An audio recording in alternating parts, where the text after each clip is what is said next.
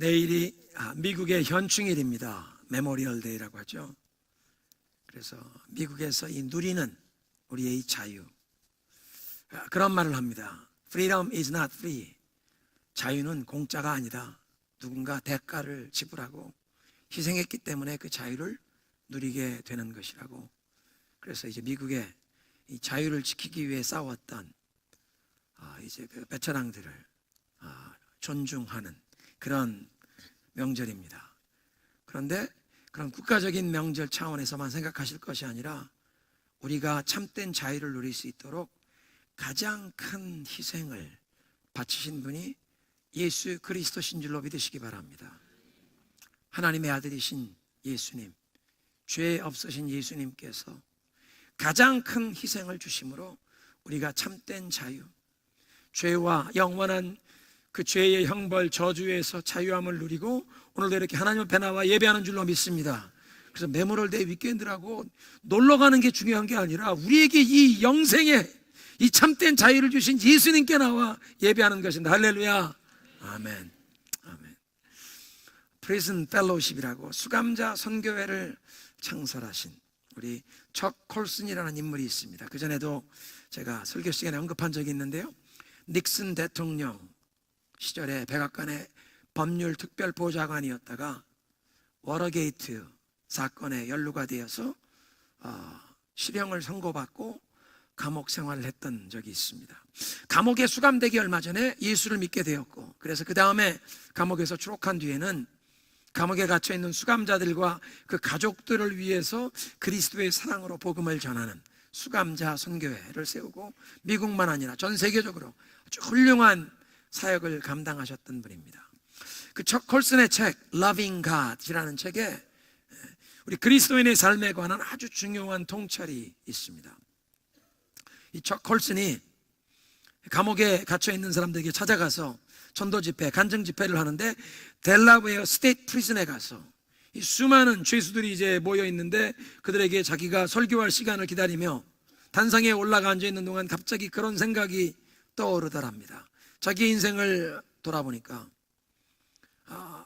명문사립대학을 나왔습니다. 다트무스 대학을 나왔고 법과대학을 나오고 승진에 승진을 거듭하고 성공에 성공을 거듭해서 남들이 부러워하는 대통령 법률 보좌관이 돼요. 백악관에 자기가 재직했습니다. 그 명문대학 가기까지 상도 많이 받았고 장학금도 받았고 변호사가 된 다음에도 굵직굵직한 그런 법정 소송에서 승리를 했습니다. 그리고 권력의 최고 권자에 가서 백악관의 법률 보좌관이 되었습니다. 그리고 그 권세 있는 자리에서 중요한 결정들도 내렸습니다. 그 책을 읽어보면 자기가 백악관의 법률 보좌관에 있던 시절에 백악관에 있는 빨간 전화기 한 통만 들리면 전 세계 어느 곳이든 미국 해병대 완전 무장한 사람 2,500명을 30분 안에 상륙시킬 수 있었답니다. 천하를 호령하는 그런 번세를 누렸습니다. 영광을 누렸습니다. 그런데 그가 깨닫게 된 것은 하나님께서 자신을 들어서 이렇게 감옥에 수감된 죄수들에게 복음을 전하도록 문을 열어주신 것은 지난날에 자신의 그런 화려한 업적이나 성공은 전혀 소용이 없었다는 것입니다. 자기 인생의 가장 부끄러웠던 실패, 워터게이트 사건 때문에 재판에 회부되고 실형을 선고받고 감옥에서 옥살이를 했다는 자기의 감추고 싶은 가장 부끄러운 자신의 실패가 하나님이 자기를 들어 쓰시는 출발점이 되었다는 것입니다. 이것이 우리 그리스도인들에게 아주 중요한 원리를 제공하는데요, 보통 우리는 생각하기에 우리의 성공, 우리가 유명해지고 우리의 어떤 재능과 은사가 드러나고 우리가 열심히 일하고 노력해서 성공하고 유명해지면 하나님이 우리를 사용하실 거라고 생각합니다.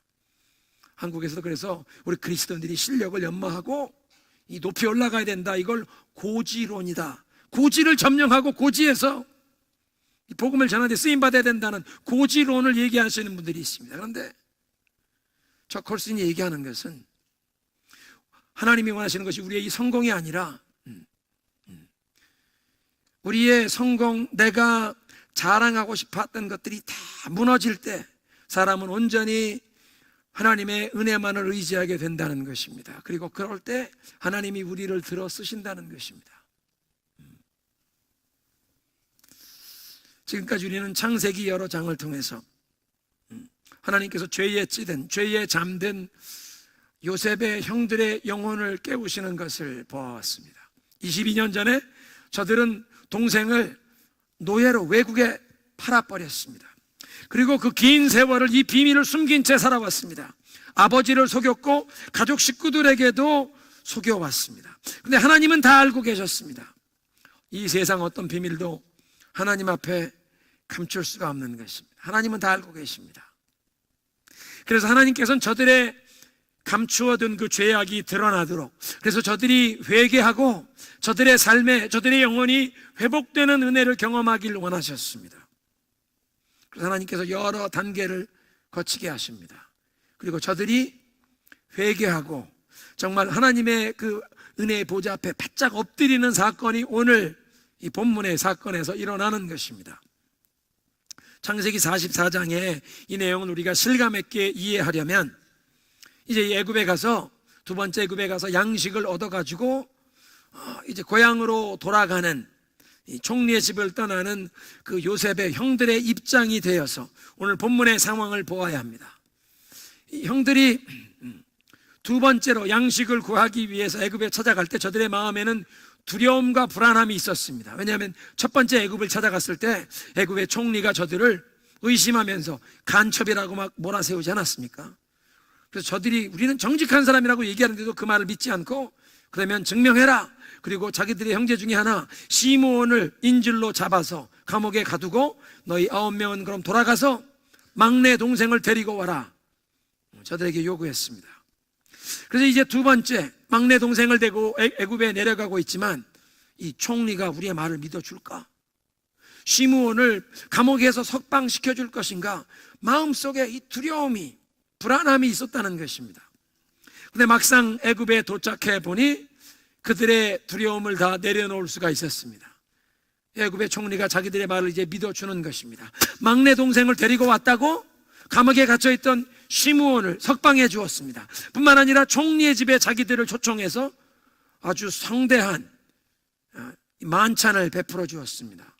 그렇게 대접을 받고 자기들이 필요했던 그 양식을 이제 사서 그 다음날 이제 그 총리의 집을 떠나 출발하는 저들은 아마 자축하는 분위기였을 것입니다. 야, 첫 번째 우리가 찾아왔을 때 우리 정직한 사람들이라고 우리 가족 관계를 다 숨기지 않고 다 솔직하게 밝혔던 게 얼마나 잘한 일이냐. 막내도 데리고 오라고 호통을 치는 바람에 가서 아버지에게 사정을 해서 이 베냐민까지 데리고 오느라고 고생을 했지만 그래도 이게 오늘날 우리 다 형제들이 무사히 양식을 얻어서 돌아가게 됐으니 우리 얼마나 잘했냐. 아마 자축하는 분위기였을 것입니다. 뿐만 아니라 이제 형제들은 자기들의 이 분명한 돈 계산에 대해서 자부심이 있었습니다. 지난 첫 번째 이 곡식을 구하러 애굽에 왔다가 영문을 모르게 돌아가서 보니까 이 돈 뭉치가 되돌려져 와 있었습니다. 그래서 이 두 번째 양식을 구하러 올 때는 양식 그 값만 아니라 지난번 첫 번째 돌려받았던 그 돈까지 다 가지고 왔던 것입니다. 그래서 성경에 써 있진 않지만 아마 이 두 번째 와서 이 식량을 저들에게 구할 때 아마 그 종들에게 우리 이번에 계산을 분명히 합시다. 자, 은전 50냥, 60냥, 70, 80, 90, 100냥, 은전 100냥입니다. 분명히 받으셨죠? 영수증 써주시오. 자기들 돈 계산이 분명한 사람이라고, 이 돈 가지고 사람 속이지 않는 분명한 사람들이라고 아마 이 애굽의 관원들 앞에서 자기들 분명하게 정당하게 돈 지불할 것 지불하는 사람들이라고 아주 자부했을 것입니다. 뿐만 아니라 형제들은 이 애굽 사람들 앞에서 자기들은 정직한 사람들이라고 자기들의 정직성을 내세웠습니다. 동생을 22년 전에 노예로 팔아버리고 그걸 지금까지 숨기며 살아왔지만 사람들 앞에서 우리는 정직한 사람들이라고, 떳떳한 사람들이라고 자기를 내세웠습니다. 애굽의 총리가 당신들 이 땅을 염탐하러 온 간첩이지 할 때 아닙니다. 우리는 정직한 사람들입니다. 정직한 사람이라고. 그래서 이제 이 애굽의 총리의 종이 자기들 찾아와서 왜 우리 주인의 은잔을 훔쳐갔느냐 호통을 칠 때 우린 절대 그런 일을 할 사람이 아니라고. 지난번에 되돌려진 돈 뭉치까지 다 가지고 온 사람들인데 우리가 무엇이 부족해서 은과 금을 훔치겠습니까? 누구든지 그 총리의 은잔을 훔쳐간 사람 발견되면 그 사람은 죽고 우리 모두가 당신의 종이 되겠습니다. 한 사람이라도 잘못한 게 발견되면 우리 모두가 다 노예가 되겠다고 말할 수 있습니다. 엄청난 자신감이 있는 것입니다. 요셉의 이 종들이, 그 청지기가 이제 이 곡식 자루를 검사하는 그 장면을 상상해 보십시오. 한 사람씩 그 곡식 자루를 풀어서 살펴보는데 이 형제들은 자기들의 그 결백함이, 자기들의 의로움이 거기에서 증명될 것이라고 아주 자신감이 있었습니다. 제일 먼저 맏형 루벤의 자루를 풀어봅니다. 거기에 은잔이 없습니다. 둘째인 시므온의 자루에도 없습니다. 셋째 레위와 유다를 살펴봅니다. 그들도 무죄합니다. 단, 납달리, 갓과 아셀과 이사가, 스불론 다 열어보지만 은잔이 나올 리가 없지요. 당연히 나올 리가 없지요. 자기들은 분명 그런 악행을 할 사람이 아니라고 자부하는 것입니다. 그러면 이제 남은 것은 막내 베냐민. 베냐민이라고 하면 더 깨끗합니다. 자기들은 22년 전에 이런 끔찍한 죄를 범하고 이런 범죄 사실을 숨기며 살아왔지만 막내 동생 베냐민이야 뭐 이런 죄에 가담하지도 않은, 어떻게 보면 얼마나 순결하고 깨끗한 동생입니까? 그러니까 막내 동생의 그 자루 뒤져봐야 우리들의 자루에서 아무것도 안 나왔다면, 우리가 무죄하다면 막내야 당연히 깨끗할 것이라고 자신만만한 것입니다. 요셉의 종이 막내의 곡식자루에 손을 넣더니 뭐를 꺼내는데 번쩍번쩍이는 은잔이 나왔습니다. 아니 그게 왜 거기서 나왔습니까?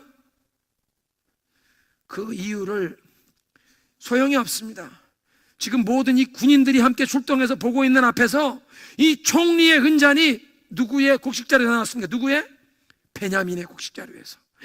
베냐민이 이런 일을, 분명 베냐민이 이런 일 했을 리 없는데 우리가 모르는 사이에 누가 몰래 이 은잔을 이 곡식자리에 넣어둔 것 같은데 지금은 해명할 길이 없습니다. 이 모든 군인들 보는 앞에서 총리의 은잔을 자기들이 도둑질한 것으로 나온 것입니다.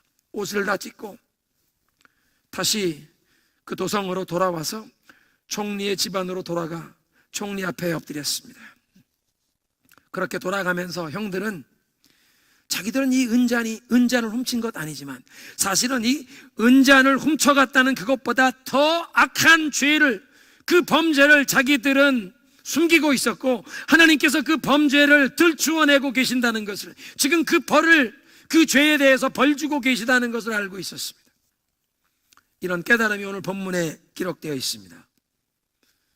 총리 앞에 다 돌아온 형제들이 총리 앞에 엎드려서 유다가 대표로 얘기를 합니다. 우리가 내주께 무슨 말을 하리이까? 우리가 무슨 말을 할 수 있겠습니까?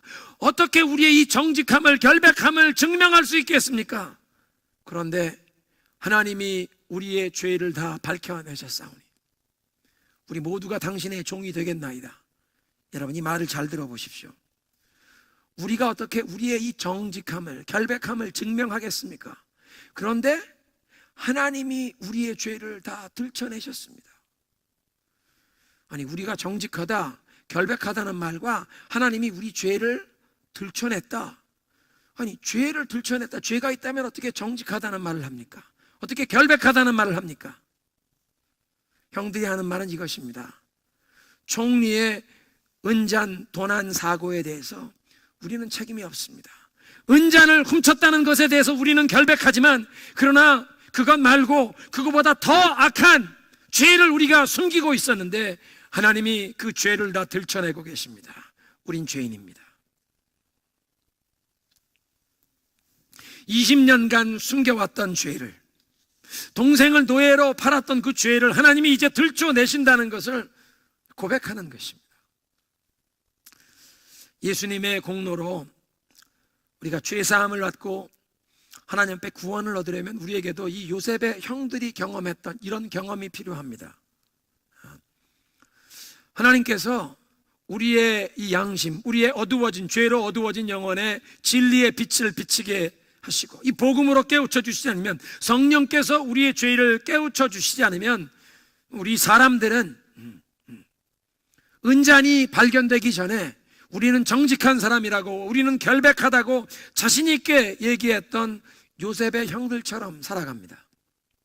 사실 모든 사람은 하나님 앞에서 죄를 범한 것입니다. 하나님이 우리의 창조주가 되십니다. 예수님께서 우리의 구원자가 되시며 우리의 영혼의, 우리의 생명의 주인이 되십니다. 그런데 우리는 하나님의 그 주권을 인정하길 거부하고 하나님의 진리에 등을 돌리는 것입니다. 하나님의 진리를 무시하며 산다는 것입니다. 그렇게 하나님의 주권, 하나님의 진리를 무시하며 살면서도, 그리고 내 고집대로 내 마음대로 살면서, 그러면서도 우리는 우리 자신의 의로움에 대해서 나는 정직한 사람입니다, 나는 결백하다고 그렇게 자신 있게 얘기합니다. 요셉의 형들이 우리들은 진실을 말하는 것입니다. 당신들 애굽을 염탐하러 온 첩자들이지, 아닙니다, 우린 정직한 사람입니다, 우리는 진실을 말합니다 라고 얘기했습니다. 요셉의 형들만 아니라 우리도 그렇게 얘기합니다. 나는 진실한 사람입니다, 양심껏 삽니다, 거짓말하지 않습니다, 약속한 것은 꼭 지킵니다, 세상 사람들에게 나만큼 정직하게 살라고만 하십시오. 이 요셉의 형들은 자기들이 돈 계산에 분명하다고 자부심이 있었습니다. 돈 거래에 속임수가 없습니다, 깨끗합니다. 우리도 그렇게 얘기하죠. 내가 다른 사람들에게 재정적으로 손해를 끼치려고 하지 않습니다. 내가 열심히 성실하게 땀 흘려 일하려고 하고 다른 사람들에게 폐해를 끼치려고 하지 않습니다. 누구를 속여서 사기쳐서 남의 것 빼앗은 적 없습니다. 하나님의 것이든 남의 것이든 빼앗은 적 없습니다. 열심히 일하고 교회에 출석하면서 헌금 생활하고 선교사님들 후원하고 불쌍한 사람들 돕고 물질 생활에 있어 난 떳떳합니다. 요셉의 형들은 자기들의 결백을 주장했습니다. 자기들 말만 거짓말하지 않고 바른 말을 하고, 자기들 돈 거래가 분명하다는 것뿐만 아니라 사람 됨됨이 자기들은 정직한 사람이라고 그렇게 얘기했습니다. 요셉의 종이 찾아와서 왜 우리 주인의 은자를 훔쳐갔느냐? 우린 그런 짓을 할 사람이 아닙니다. 우린 정직한 사람입니다. 지금까지 남을 속이거나 남에게 피해를 준 적이 없습니다. 우리는 정직합니다. 여러분도 모든 면에서 떳떳하고 정직하다고, 여러분들의 그 정직함을 그렇게 스스로 인정하실 수 있는 분들만 한번 고개를 끄덕여 보시죠. 지금 설교가 어떤 방향으로 갈까 무서워서 고개를 끄덕이지 못하시는 것 같은데, 우리는 내가 정직하지 못하다면 이 양심의 가책 때문에 괴로워서라도 이건 정직해야지, 내 양심에 떳떳하게 살아야지, 우린 그렇게 느끼지 않습니까? 요셉의 형들처럼 우리는 정직한 사람입니다, 결백하다고 우리는 그렇게 주장하고 그렇게 생각하며 삽니다. 그래서 우리가 하나님 앞에 나와 기도할 때 혹 그렇게 기도하지 않습니까? 바리새인이 기도한 것처럼, 하나님, 내가 저 죄인, 저 세리 같지 않은 것을 인하여 감사합니다. 내가 이렇게 하나님을 경외하는 마음으로 죄에 빠지지 않고 성수주의하고 11조 생활하고 몸된 주의 교회를 위해 봉사하고, 하나님 이렇게 집회마다 빠지지 않고 참석할 수 있게 하시니 하나님 감사합니다. 나 이렇게 믿음 생활하게 하시니 감사합니다. 그런데 그 바리새인이 그 세리와 비교하면서, 하나님, 내가 저 죄인처럼 저렇게 악하게 살지 않는 거 감사합니다.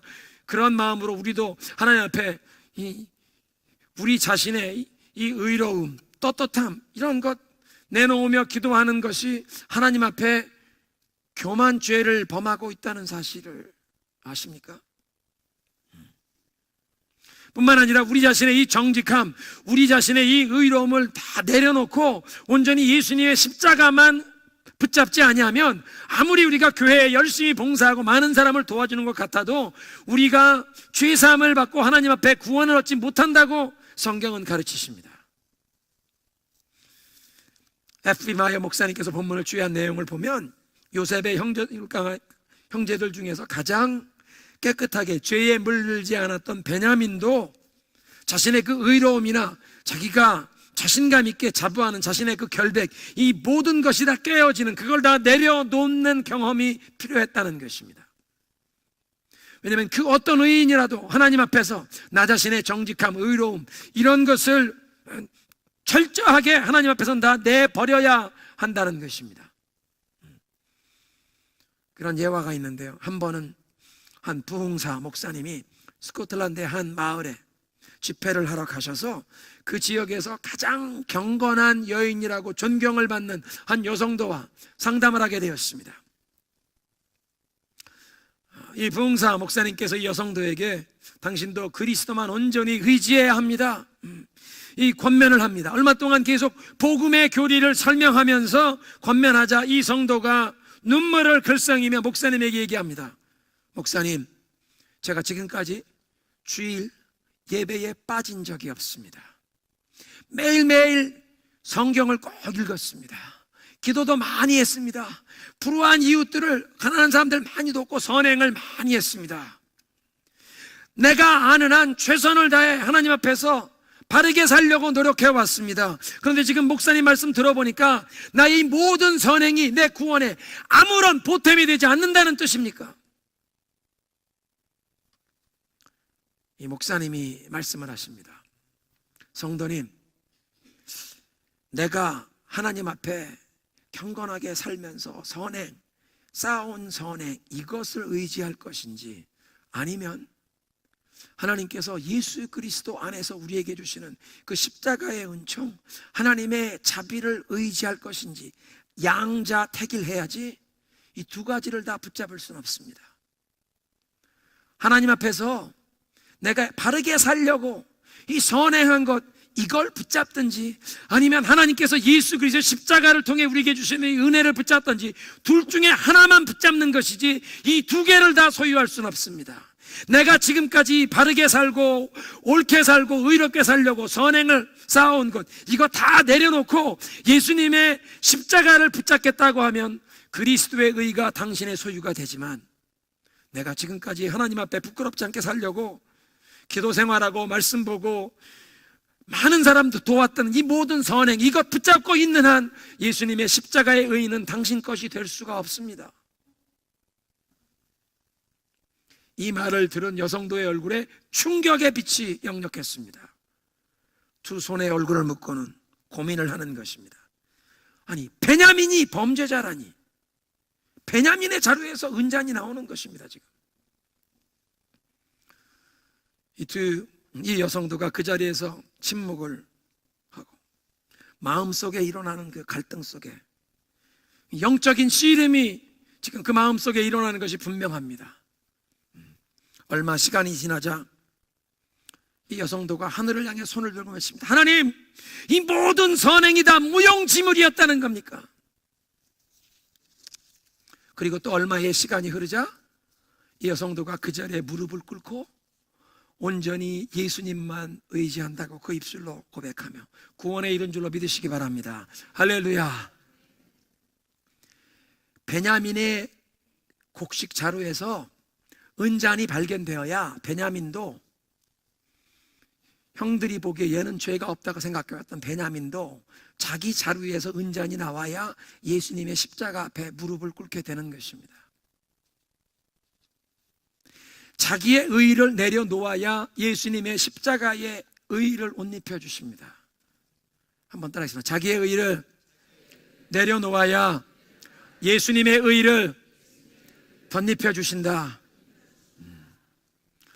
오늘 본문이 깨우쳐주시는 진리는, 요셉의 형들이 우리는 정직한 사람입니다, 우리는 결백합니다, 우리는 의롭게 살아왔습니다 라고 주장하는 한 자기들의 그 숨겨왔던 죄를 다 고백하고 회개하고 그 삶의 참된 회복과 치유를 경험하는 그 은혜를 경험할 수 없었습니다. 그런데 자신들이 그렇게 생각해왔던, 자신감 있어야 했던 자기들의 정직함, 의로움, 이것이 다 깨어진 상황이 되고 나니까 참으로 회개하게 되고 하나님의 그 구원의 은혜를 경험하게 되었다는 것입니다.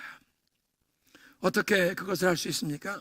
하나님을 대하는 대신관계가 달라졌습니다. 그때까지 형들은 하나님께로부터 멀리 도망가려고 하나님을 등지고 살아왔던 형제들입니다. 그런데 이 애굽의 총리 앞에 와서 엎드려서 뭐라고 얘기합니까? 우리의 결백함을 어떻게 이 앞에서 나타내겠습니까? 그런데 하나님이 우리의 죄를 다 들춰내셨습니다. 그 말은 지금 유다가 하나님 앞에서 또 이 총리 앞에서 공개적인 회개 기도를 하는 것입니다. 우리가 숨겨두었던 죄악을 하나님은 그동안 다 알고 계셨고 이제 이것을 들추어내고 계시네요. 하나님이 이기셨습니다. 우리가 죄인임을 인정합니다. 하나님이 이 죄를 다 밝혀내셨다고 고백하는 이게 회개 기도라는 것입니다. 그래서 어떤 성경학자들은 이 장면이 요셉의 형들이 회개하고 거듭나는 중생의 장면이라는 것입니다.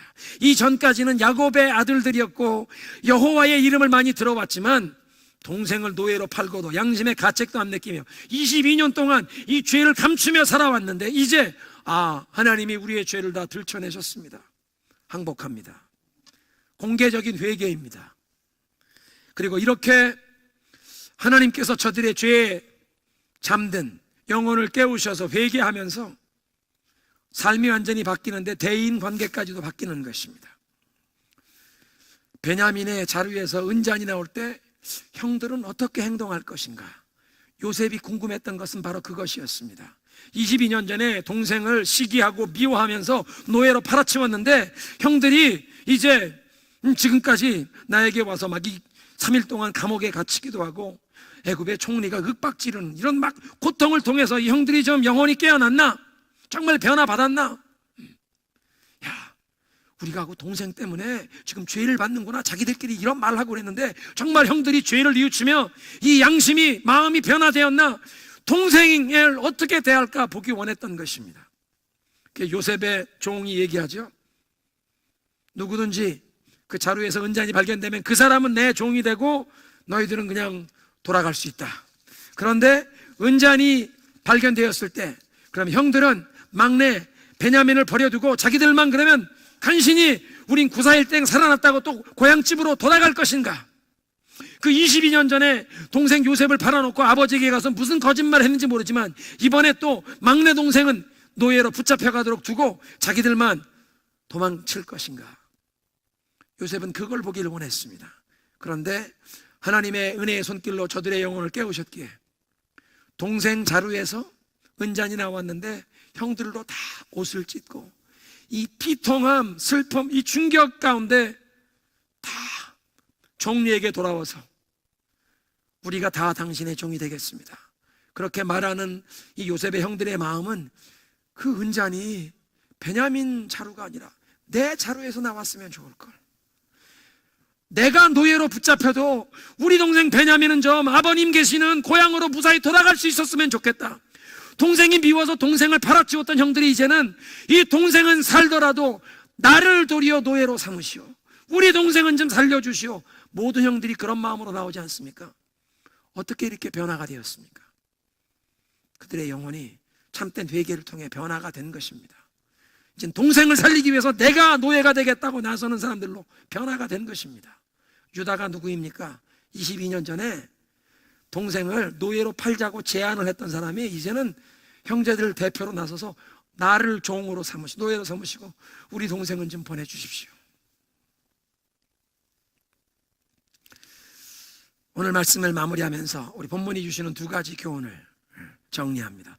첫째로 하나님 앞에서는 그 어떤 죄도 숨길 수 없다는 것입니다. 하나님은 다 살펴보고 계시고 그래서 우리의 삶 가운데 우리가 숨기려고 하는 죄를 드러나게 하십니다.